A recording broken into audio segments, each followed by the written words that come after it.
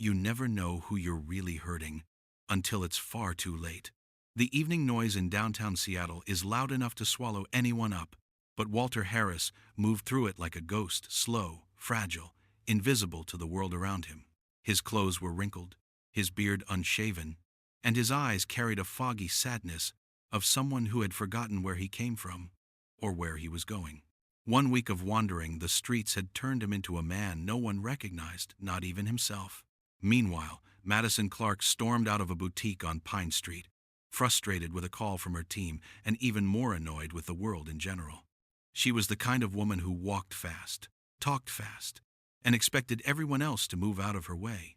Her blazer was crisp, her heels sharp, and her designer blouse, an ivory silk piece worth more than Walter had seen in years, was spotless. Until the collision. Madison turned a corner at full speed, just as Walter shuffled forward, staring at the ground.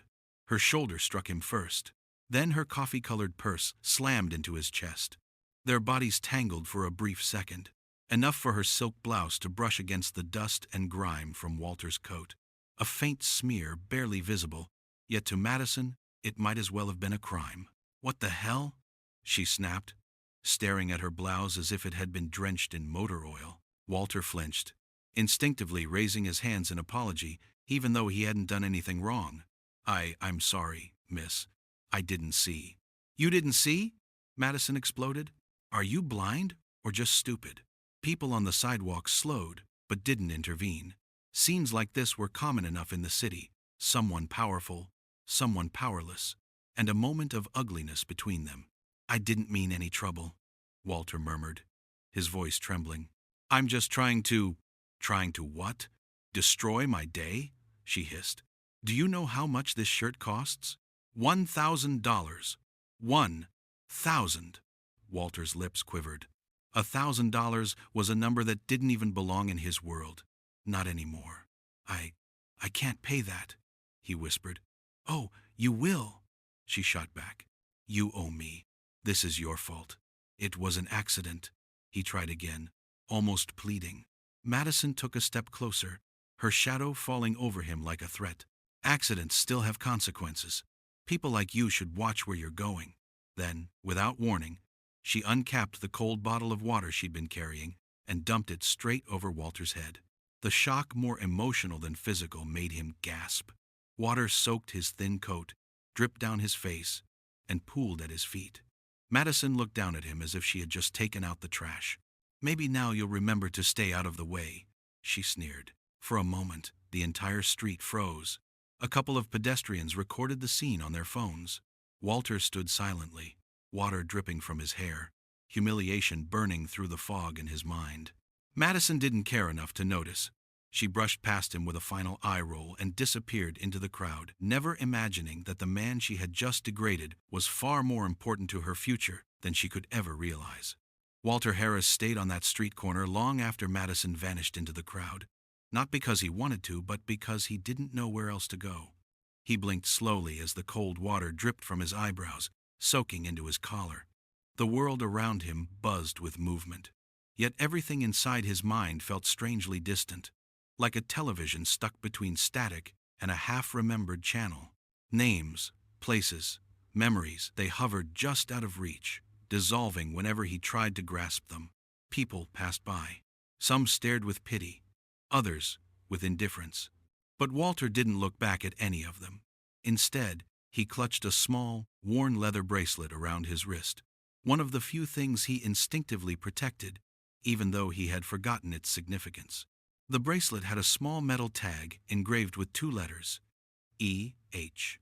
Meanwhile, hundreds of miles away in San Francisco, Ethan Harris was wrapping up the final keynote speech of a week-long tech conference. At only 32, Ethan was known as one of the brightest young entrepreneurs in the country, charismatic, innovative, and absurdly devoted to the one person he cared about more than his entire empire, his father. The father whose memory was slipping, the father he should never have left alone. As Ethan stepped off stage, his assistant, Jordan, approached with a stiff expression that immediately signaled trouble. "Ethan, I've been calling home for hours," he began quietly. "Your dad isn't answering." Ethan's smile faded. He's probably resting. That's what I thought at first. But the house staff hasn't seen him since yesterday. Ethan froze. A familiar panic tightened in his chest, one he'd lived with ever since the accident 8 months ago. Walter had suffered a severe head injury during a car crash, leaving his memory fractured and his sense of direction unreliable. Most days, he could recall fragments. Other days, he couldn't even remember Ethan's face. Ethan grabbed his phone instantly and dialed home. No answer. I'm flying back now, he said sharply. Get the jet ready. 2 hours later, he was in the air, mind racing with worst-case scenarios. He should never have traveled. He should never have left his father alone, even for work. Every minute he spent away gnawed at him like guilt with teeth. When the plane touched down in Seattle, Ethan didn't wait for baggage or courtesy cars. He sprinted into the night, meeting his security team on the tarmac. Start searching, he ordered. Hospitals, shelters, police stations, street cams. I don't care what it takes. Find him. For 3 straight days, Ethan didn't sleep. He combed through security footage, walked through neighborhoods, spoke with store owners, bus drivers, even homeless shelters. But Walter had vanished into the city's endless flow of forgotten faces. Then, on the 4th morning, Jordan burst into Ethan's temporary office with a tablet in hand. Sir, I think we found something. A knot of dread tightened in Ethan's throat as he took the tablet. On the screen was a video shaky, recorded by a passerby. The angle was low, but the footage was clear enough. An old man wandering slowly down Pine Street. A well-dressed young woman shouting at him. Water being dumped over his head. Gasps from bystanders. And at the center of it all, Walter. Ethan felt the oxygen leave his lungs. He reached out to steady himself against a table, his knuckles whitening. That's him, he whispered. Dad. He replayed the video, this time with every detail cutting deeper. The humiliation, the confusion in Walter's eyes, the trembling in his hands, and the cold, careless cruelty of the young woman who treated him like garbage.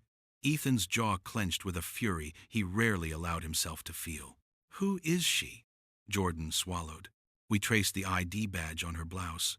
Her name is Madison Clark. She's the head of business development at Clark & Co. They're one of our potential partners, Ethan finished bitterly. A partnership worth millions. A contract their company had been desperate to secure. The irony was suffocating. Ethan stared at the screen again, his anger sharpening into something even colder. Resolve. Find my father first, he said quietly. Then we deal with her. That evening, after reviewing dozens of tips and camera sightings, Ethan finally located Walter beneath an overpass downtown. Curled up against a concrete pillar like a man who'd forgotten how to exist, Ethan ran to him, dropping to his knees. Dad! Dad! It's me, Ethan! Walter blinked up at him, eyes clouded. For a moment, he didn't react. Then he reached out and touched Ethan's face gently, almost curiously, like touching a memory he wasn't sure was real. You, Walter whispered. You look familiar. Ethan's heart cracked open, but he smiled anyway. It's okay, Dad. I'm here now. I'm not leaving you again. He wrapped his father in his coat, helping him stand, shielding him from the cold world that had treated him so harshly. As they walked away, Walter kept glancing back over his shoulder, troubled by something he couldn't fully recall. Ethan didn't notice, but eventually he would. And when he did, the consequences for Madison Clark and her entire company would be far more devastating than she could ever imagine. For the first time in days, Ethan felt a flicker of relief as he helped Walter settle into the back seat of the black SUV. His father shivered beneath a warm blanket, exhausted, confused, but safe. Ethan watched him closely. Every small tremor, every unfocused stare only deepened the ache in his chest. Losing his father once to a near-fatal accident had already shattered him. Nearly losing him again to the streets felt like a wound reopening. As the car pulled away, Walter glanced out the window, his expression clouded. Where are we going? Home, Dad, Ethan said softly. Back home, with me. Walter nodded slowly, though it was clear the word home no longer held the shape it once did in his mind. But amid the quiet, Ethan's own thoughts were anything but calm. That video, that humiliation, that woman. He replayed it in his head again and again, not because he wanted to, but because it had carved itself into him like a scar. The trembling in Walter's hands, the fear in his eyes when Madison towered over him, the cold splash of water, the crowd's uncomfortable silence, the cruelty. It wasn't just the act. It was how she looked at him as if he were something beneath her, something less than human. Ethan felt his jaw tighten all over again. She will pay for this. Not out of vengeance, but out of justice. While Ethan carried his father home and arranged immediate medical care, another world, one far more polished and oblivious, was bustling just a few miles away. At the 24th floor of Clark & Co., the atmosphere was bright, energetic, and filled with anticipation. Posters of the upcoming partnership with Harris Innovations decorated the hallways. Employees whispered about bonuses, expansion plans, and new promotions that might follow the deal. And at the center of it all was Madison Clark, the rising star of the company, the woman everyone believed would deliver the biggest contract in their firm's history. Madison swept into the conference room with confidence, her heels clicking sharply against the polished floor. Her staff straightened immediately. "Good morning, everyone," she said, tossing her coat onto the back of a chair. "We have 3 days until the final signing. Let's make sure everything is perfect." Her team nodded, but a few exchanged uncertain glances behind her back. Ever since that incident on Pine Street, now circulating online with several 100,000 views, some employees whispered about the video, unsure whether to acknowledge it or pretend they hadn't seen it. Of course, no one dared bring it up to Madison. As far as she was concerned, the world had already moved on. She skimmed through the presentation slides, barely listening as her assistant, Rachel, explained the points. The Harris team will arrive Friday morning. Mr. Harris himself is expected to attend. Madison smirked confidently. "Perfect. I'll make sure he sees that choosing us was the smartest decision he ever made." Rachel hesitated, then spoke carefully. "Madison, there's a rumor that Mr. Harris cut his business trip short because his father went missing. Some people online say they saw a—" "I don't care about internet gossip," Madison cut in. "All that matters is the deal. Once it's done, Clark Co. will finally step into the billion-dollar league." She straightened her blouse with pride, completely unaware that the man she humiliated was the very same father whose disappearance had shaken Ethan's world. Back at the Harris estate, Ethan stood by the window of his private office, watching the nurses help Walter settle into a warm bath. His father's frail silhouette through the frosted glass filled him with both gratitude and rage. Gratitude that he was safe, rage that he had been treated like trash. Jordan entered quietly. "I've completed the background check." "On Madison?" "Yes. Her full name, Madison Elaine Clark, 30 years old, head of business development. Her company has been aggressively pursuing the partnership with us for months. Their CEO is her uncle. Financially, they're struggling, sir. A loss of this contract would destroy them," Ethan finished slowly. Jordan nodded. Ethan didn't respond. He simply stared at the city lights, his expression unreadable, caught somewhere between cold calculation and fierce protectiveness. After a long moment, he spoke. "Does she know who my father is?" "No, sir. There's no indication she recognized him." Ethan exhaled sharply through his nose. Typical. People like her never bother looking closely enough at the people they harm. Jordan hesitated before adding, "Ethan, what do you plan to do?" Ethan's voice was calm, but filled with a quiet steel that made Jordan straighten instinctively. "I plan," Ethan said, "to teach her a lesson she'll never forget." The next morning, Walter sat wrapped in a blanket near the fireplace, sipping warm tea that he held with both trembling hands. Ethan knelt beside him. "Do you remember anything about the woman who hurt you?" Walter frowned, confusion clouding his features. "A woman?" He shook his head slowly. She was angry. I don't know why. I didn't do anything. I was just walking." His voice cracked at the end. Ethan reached for his father's hand and squeezed gently. "It wasn't your fault. None of it was." Walter looked at him with soft bewilderment. Did I make you worry? More than you know, Ethan whispered. For a moment, they simply held hands, the bond between them silent but unbreakable. But beneath that tenderness, one truth burned in Ethan like a fuse. Madison Clark had no idea the storm she had brought upon herself. Because the man she humiliated, this frail, confused man shivering by the fire, was not powerless. He was the father of the man who held her company's future in his hands. And Ethan was no longer interested in saving Clark & Co. He was preparing to bury it. Outside, snow began to fall gently across Seattle, blanketing the city in cold white layers. A calm before the reckoning, a silence before the downfall. And in 3 days, during the signing event Madison believed would elevate her career, she was going to face the truth in the most devastating way possible. The morning of the signing ceremony arrived draped in winter gray, with clouds hanging low over Seattle like a warning the city didn't know how to read. Inside the towering glass headquarters of Harris Innovations, however, everything gleamed. The marble floors were polished, the lights warm, the reception desk decorated with fresh orchids. Staff moved briskly through the halls, preparing for the arrival of their soon-to-be partners from Clark & Co. At least, that was what everyone believed. Everyone except Ethan. He stood in his personal conference suite, an elegant room overlooking the skyline, adjusting the cuffs of his charcoal suit. His face was calm, almost unreadably so, but Jordan, who had worked beside him for nearly a decade, recognized the quiet storm behind those eyes. Walter sat nearby in a comfortable armchair, dressed neatly in a soft gray cardigan and iron slacks.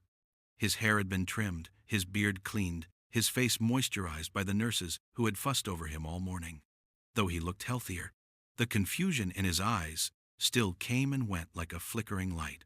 But today, there was something else in his expression too: anxiety.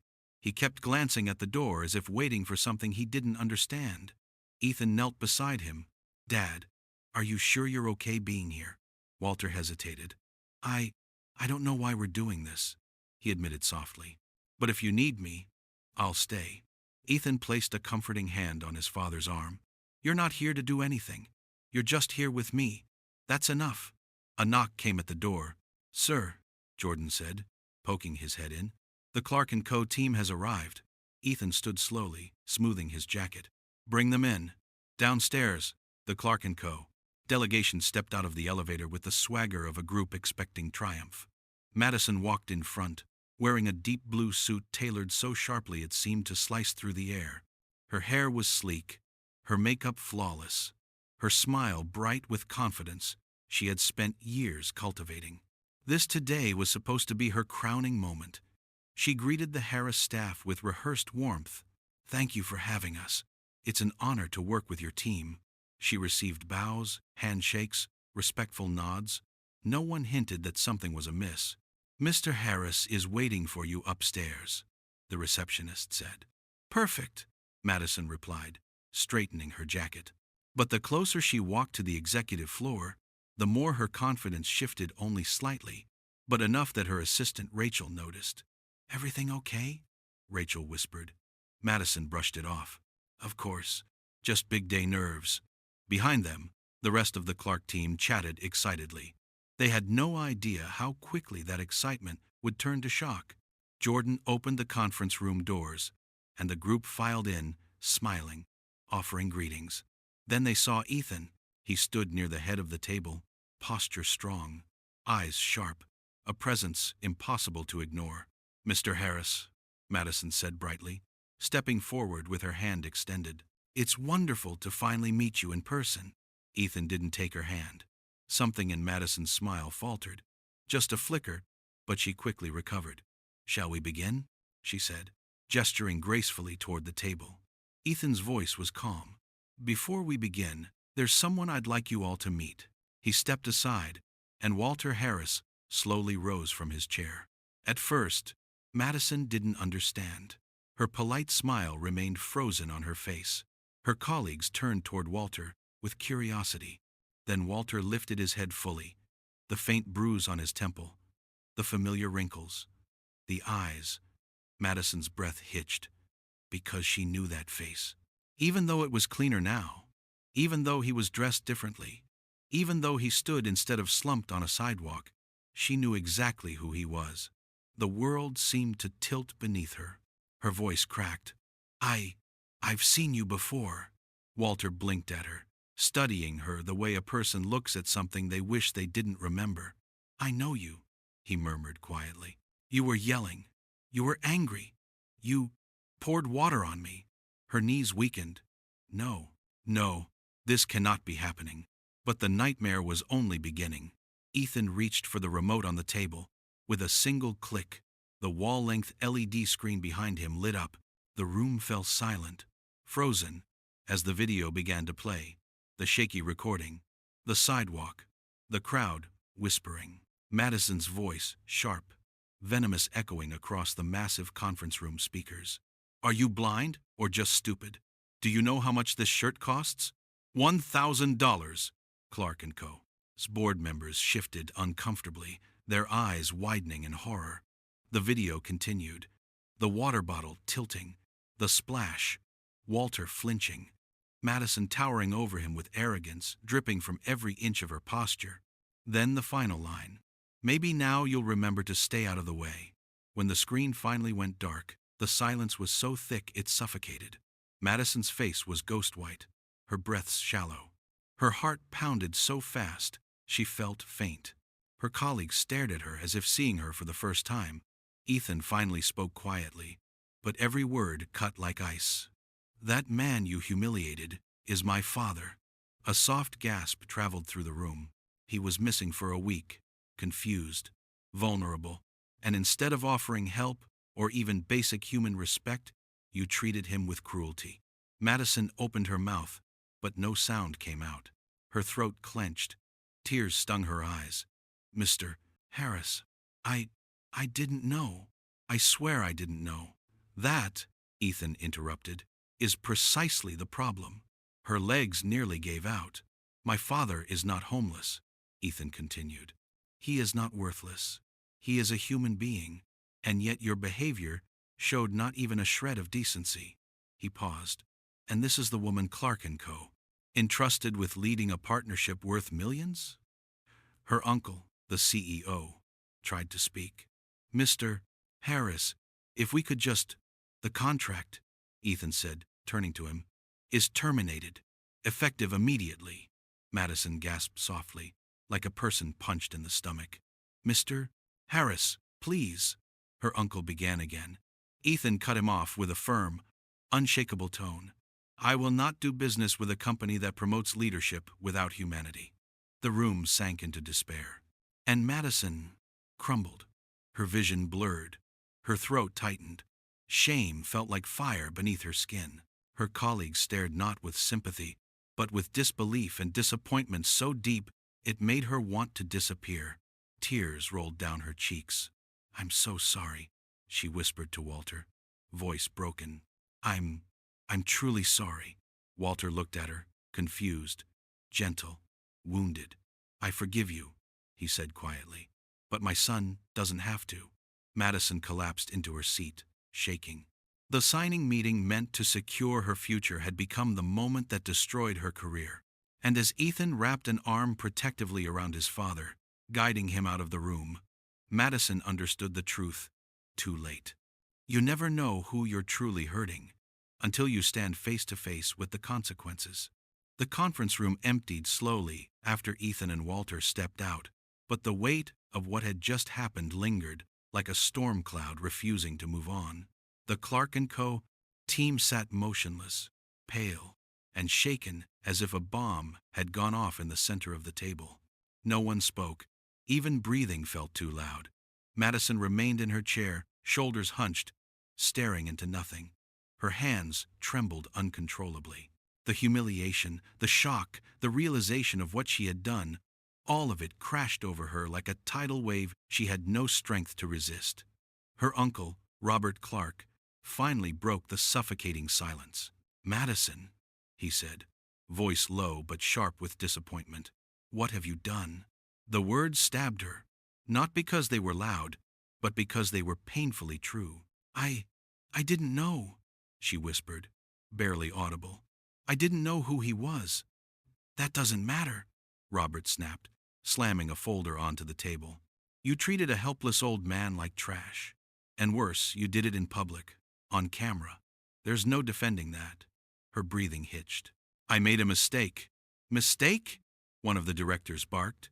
You cost us a multi-million-dollar contract. Another voice joined in. Our shareholders will panic. Our board will revolt. This partnership was supposed to save the quarter, maybe even the year. And now it's gone, someone added bitterly. Madison shrank under their accusations, tears sliding down her cheeks in shaking streaks. She pressed a hand to her mouth, trying to keep the sobs quiet, but the shame felt too enormous to contain. I'm sorry, she choked out. I'm so sorry. But sorry wasn't enough. It was far too late for that. Meanwhile, downstairs, Ethan guided his father through the lobby, his hand steady on Walter's shoulder. Journalists were already gathering outside, tipped off by whispers of a major corporate fallout. Security kept them back, but Ethan could feel their eyes, their questions, their hunger for a headline. Still, he walked with his father slowly, deliberately, shielding him from everything, cameras, noise, and the world's cruelty. Are we going home now? Walter asked softly. Yes, Dad, Ethan murmured. We're going home. Walter nodded, though his expression remained troubled. That woman, she seemed scared. Ethan sighed. Even with his fractured memory, Walter's kindness remained intact. She was scared because she realized she hurt someone who didn't deserve it. Walter looked up at his son. People forget kindness, he said quietly, as if speaking from some old place in his heart that still remembered who he used to be. But they shouldn't. Ethan swallowed tightly. I know, Dad, and I won't let anyone hurt you again. As they stepped into the waiting car, the world outside buzzed with tension. Reporters shouted questions. Phones flashed. But the door closed, and silence filled the vehicle, a fragile bubble of safety amid the chaos. Ethan leaned back in his seat, finally letting the exhaustion settle into his bones. His father stared out the window, humming softly, unaware of the media storm forming around them. But Ethan knew. Today would change everything. For his father, for him, and especially for Madison Clark. Back at Clark & Co., a crisis meeting erupted.